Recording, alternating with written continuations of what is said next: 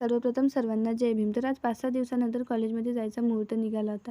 मग कॉलेजमध्ये आली आणि लेक्चरला जरा टाईम होता. विचार चालू होता लायब्ररीत जायचा, पण मी म्हणलं अर्ध्या घंट्यासाठी काय लायब्ररीत जावं. मग कॅन्टीनमध्ये चालली होती. हे आहे आमच्या कॉलेजचं कॅन्टीन.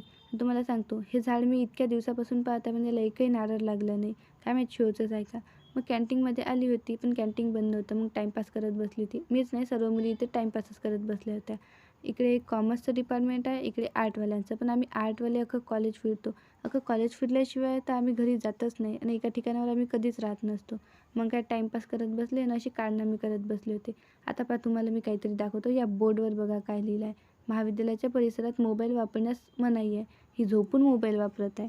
ही बघा, ही पण मोबाईल वापरत आहे आणि तिचं तर वेगळंच काहीतरी चालू आहे भाई. जे चालू असेल ते. तुम्हाला सांगतो, सिंगल लोकांचे हात असे राहते, डबलवाल्यांचे असे राहते. म्हणजे त्यांना रिंग घालणं कंपल्सरी असते. त्याच्यावरून माहीत पडते की ते रिलेशनमध्ये आहे.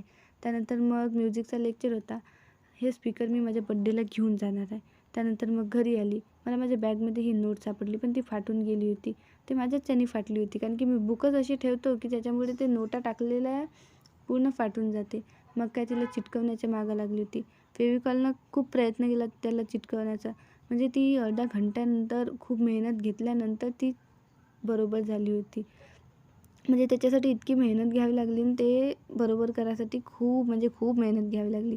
त्यानंतर इतक्या मेहनतीचं फळ भेटलं आणि ती बरोबर झाली. त्यानंतर आता तिला खर्च करायची होती मला. माझ्या बहिणीला म्हटलं जा दुकानात आणि दुकानातून काहीतरी घेऊन ये. मग ती एक वेफर्स घेऊन आली. चला तर भेटू नेक्स्ट व्लॉगमध्ये.